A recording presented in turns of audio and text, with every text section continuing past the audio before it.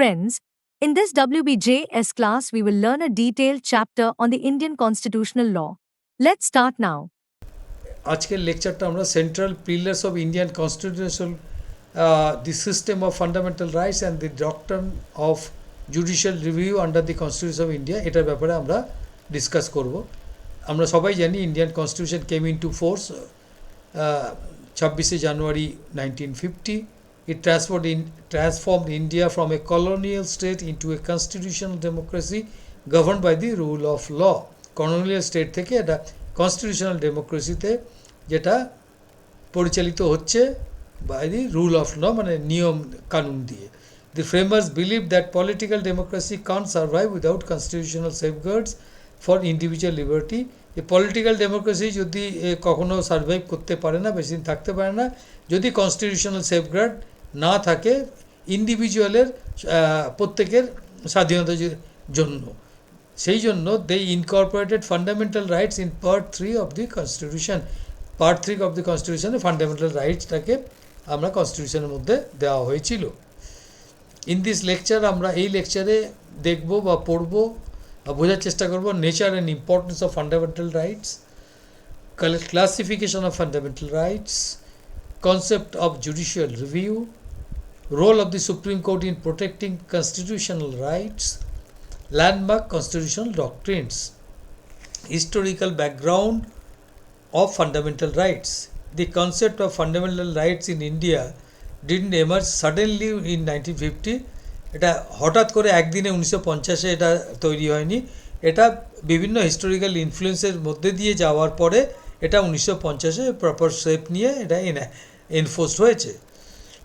কি inspiration include bill of rights, মানে কোত্থেকে নিয়ে আমরা কনস্টিটিউশনটাকে, ইন্ডিয়ান কনস্টিটিউশন ফ্রেমার্স যারা তারা করেছেন, সেটা হলো বিল of rights 1689 England, United states bill of rights, universal declaration of human rights. এই তিনটে মেন ইয়ে থেকে, এছাড়াও অন্য বিভিন্ন স্টেট বা কান্ট্রিজ কনস্টিটিউশন থেকে কিছু পার্ট নেওয়া হয়েছে, বাট মেন হলো এই তিনটে। During the freedom movement Indian leaders demanded constitutional guarantee for civil liberty. সাধারণের যে স্বাধীনতার জন্য কনস্টিটিউশনাল গ্যারান্টি আমাদের ফ্রিডম মুভমেন্টে ইন্ডিয়ান যারা লিডার ছিলেন, নেতৃত্ব ছিলেন, তারা ডিমান্ড করেছিলেন কনস্টিটিউশনাল গ্যারান্টি। মানে guarantee given by constitution, provided by constitution for what? For civil liberties, নাগরিক স্বাধীনতার জন্য। Important milestones include Nehru report 1928, যেটা fundamental rights for Indian propose করেছিল। তারপরে কনস্টিটিউশনাল অ্যাসেম্বলি ইন্ডিয়াতে যেটা ডিসকাশন হয়েছিল, যেটা স্কোপ অ্যান্ড এনফোর্সেবিলিটি অফ রাইটস, মানে স্কোপ কী কী রাইটস এবং সেটা কী করে এনফোর্স করা হবে, বলবৎ করা হবে, সেইটা ব্যাপার নিয়ে ডিসকাশন হয়েছিল। The drafting committee was chaired by B.R. Ambedkar chairperson, এবং তারা ইনশিওর করেছিলেন যে fundamental rights were made justiciable, meaning enforceable in courts, মানে যে ফান্ডামেন্টাল রাইটস আছে সেগুলো কেউ যদি চায় তার ভায়োলেটেড হচ্ছে, he or she can approach court এবং কোর্ট সেটাকে এনফোর্স করার প্রভিশন এক্ষেত্রে drafting committee chaired by B.R. Ambedkar এটা করেছিলেন। Doctor Ambedkar famously described Article 32 as the heart and soul of the Constitution. Classification of fundamental rights. Fundamental rights are contained in Part 3, Articles 12 থেকে 35 of the Constitution. তারা আবার সেগুলো classification 12 থেকে 35 আছে। Right to equality 14 থেকে 18, এই গ্রুপটা equality before law and equal protection of laws আছে। Article 14 establishes the principle that all persons are equal before law. আইনের চোখে প্রত্যেকেই সমান।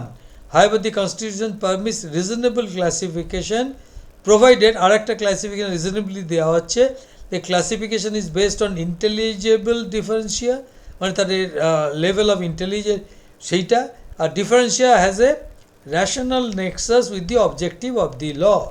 এর সাথে একটা যোগাযোগ আছে লয়ের যে অবজেক্টিভ, যেটা উদ্দেশ্য, তার সাথে ডিফারেন্সিয়ার একটা র্যাশনাল মানে যুক্তিযুক্ত একটা সংযোগ বা আছে।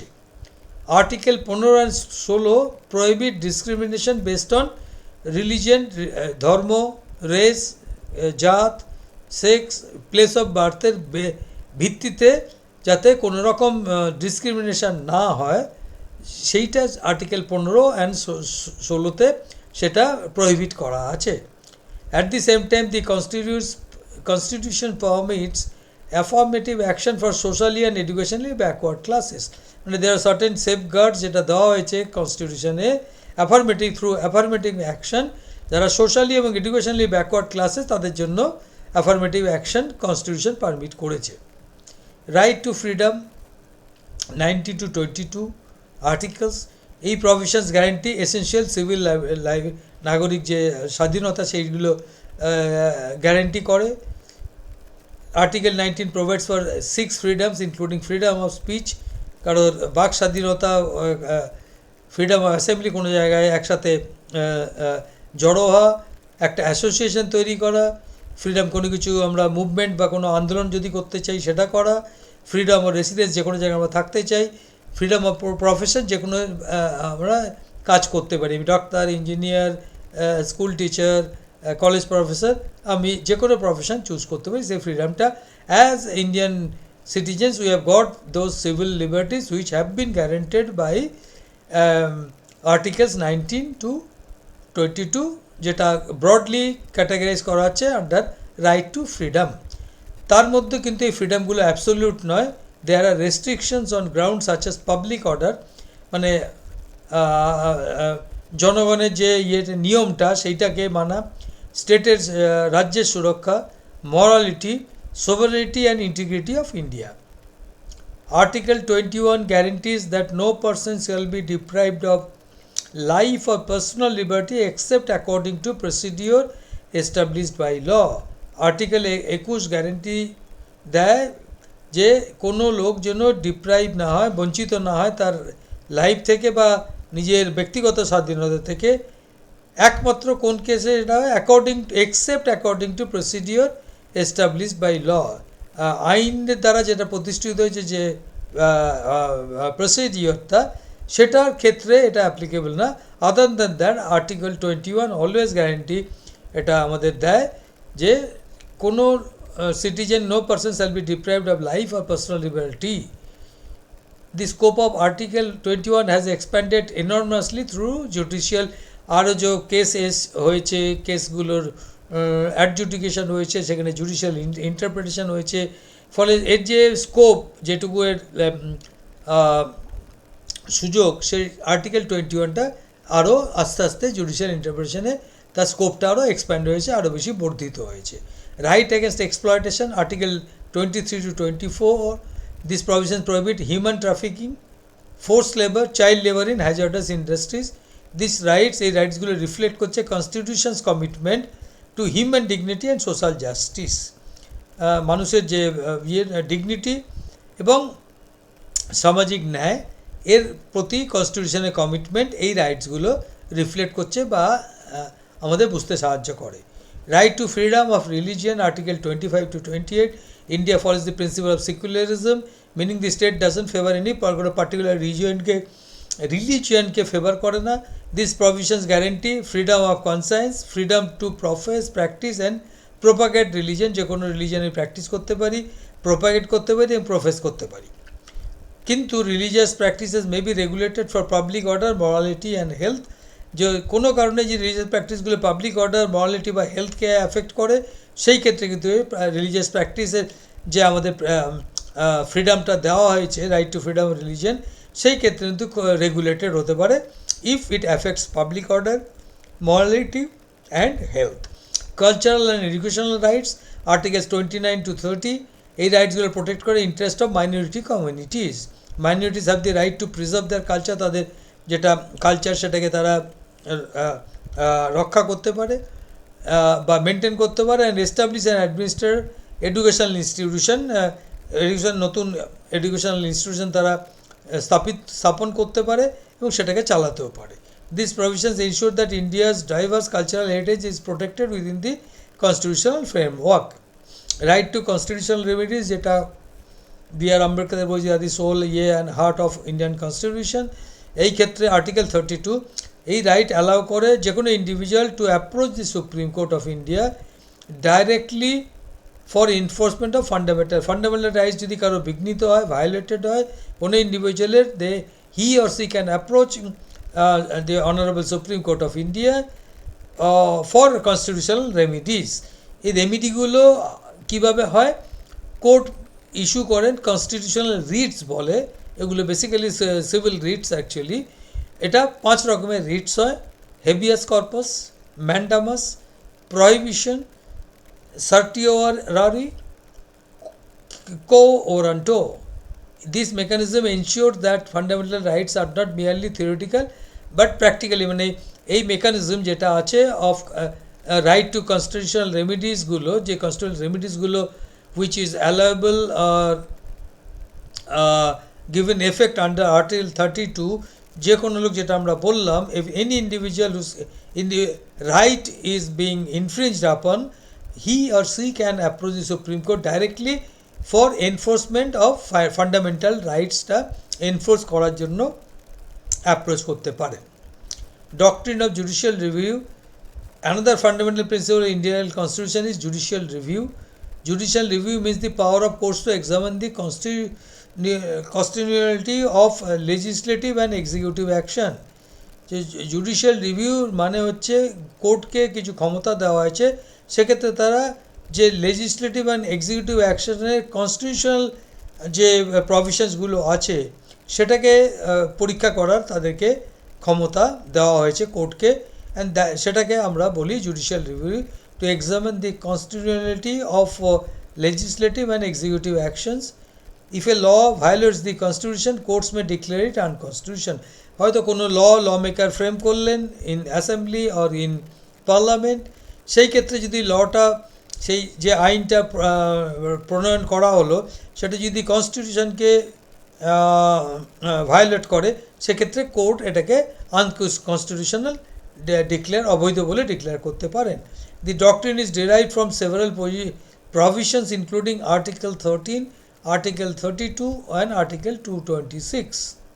Article 13 clearly states that any law inconsistent with fundamental rights shall be void. Article 13 বলছে কোনো ল যদি ফ্রেম করা হয় যেটা ইনকনসিস্টেন্ট, ফান্ডামেন্টাল রাইটসের বিরুদ্ধে যাচ্ছে, সেটা কিন্তু বাতিল হবে বা বাতিল হিসেবে গণ্য করা হবে। Judicial review ensures supremacy of the constitution.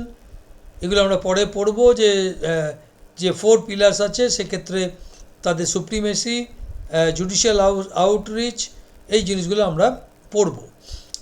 Supremacy of the constitution সবার ওপরে। Protection of individual rights, individual এক একজনের নিজের যে রাইটস কনফার করা হয়েছে এই রাইটসগুলো প্রোটেক্ট করা, এবং লিমিটস অন গভর্নমেন্টাল পাওয়ার, যে গভর্নমেন্ট যে কোনো জিনিস চাইলে করতে পারবেন না, তারা যে কোনো ল আনলেও সেটা বলবৎ হবে না, সেটা দ্যাট ওন্ট বি ইনফোর্স যদি সেইটা ভায়োলেট করে কনস্টিটিউশনকে, এবং সেটা এক্সামিন করার দায়িত্ব বা স্কোপ দেওয়া হয়েছে জুডিশিয়ারিকে under this doctrine of judicial review. Landmark constitutional doctrine, basic structure. One of the most important developments in Indian constitutional law is the basic structure doctrine. This doctrine was evolved in the landmark Supreme Court case Kesavananda Bharati versus State of Kerala 1973. The court held that though Parliament has wide powers, অনেক বেশি powers আছে to amend the constitution under Article 368, কিন্তু এরা basic structure of the constitution parliament কিন্তু change করতে পারে না। হ্যাঁ, কনস্টিটিউশন অ্যামেন্ড করার ক্ষমতা আছে under article, they have been empowered parliament, but with the condition that that particular amendment of the constitution can't alter the basic structure of the constitution. Basic স্ট্রাকচারকে কিন্তু অ্যামেন্ড করা যাবে না। Examples of the basic structure elements include supremacy of the constitution, constitution সবার উপরে, সেটাকে মেনে চলতে হবে। রুল অফ লকে ভায়োলেট করা যাবে না। সেপারেশন অফ পাওয়ার্স যেটা আছে অ্যামং দি 3 or 4 পিলার্স, সেই সেপারেশন অফ পাওয়ার্সের জন্য যে লাইনটা ড্র করা আছে, nobody encroaches or nobody crosses that particular line, be it judiciary, be it executive, that sort of thing is there. Judicial review, federalism যে স্ট্রাকচারটা কনস্টিটিউশনে বলা আছে, অ্যান্ড সেকুলারিজম। তো এই বেসিক স্ট্রাকচার গুলো ইনক্লুড করা হচ্ছে as an example, whereby এই বেসিক স্ট্রাকচার ডক্ট্রিনটা তার ওপর দাঁড়িয়ে রয়েছে অ্যাকচুয়ালি। অ্যান্ড যেটা আগেও বলা হলো, this doctrine ensure that constitutional democracy, যে ডেমোক্রেসিটা কনস্টিটিউশন দিয়েছে, গণতন্ত্রটা দিয়েছে, can't be destroyed through amendments, amendmenটের থ্রু দিয়ে সেটাকে নষ্ট বা ধ্বংস করা যাবে না। Expansive interpretation of Article 21, over time the judiciary has interpreted Article 21 very broadly. Landmark case যেটা Maneka Gandhi versus union of India, the Supreme Court held or gave the judgment that procedure established by law must be fair, just and reasonable. Procedure যেটা lawyer মানে আইনের through দিয়ে establish করা হয়েছে সেটা fair, সবার জন্য সমান হবে, জাস্ট হবে এবং রিজনেবল হবে। The judgment expanded article 21 to include several derived rights such as right to, এগুলো ডিরাইভড রাইটস মানে অন্য রাইটস থেকে ডিরাইভ করা হয়েছে, right to dignity, right to livelihood, right to privacy and right to a clean environment. Thus, constitutional interpretation has played a crucial role in strengthening civil liberties in India. Constitutional যে interpretation বিভিন্ন জাজমেন্টের through দিয়ে different courts have given, সেইটা কিন্তু একটা বড় গুরুত্বপূর্ণ ভূমিকা পালন করেছে সিভিল লিবার্টিস যে সিস্টেমসগুলো, প্রোটেকশন সিস্টেমসগুলো আছে সেগুলোকে আরও শক্তিশালী করার। Conclusion: to summarize today's lecture, the Constitution of India establishes a framework that balances individual liberty with governmental authority. গভর্নমেন্টের অথরিটির সাথে একজনের নিজের স্বাধীনতা বা লিবার্টি সেটাকে ব্যালেন্স করা হয়েছে, যাতে কোনো ক্ষেত্রে ভায়োলেশন না হয় এবং কোনো ক্ষেত্রে সেটা আনফেয়ার না হয়, আনজাস্ট না হয়, আনরিজনেবল না হয়।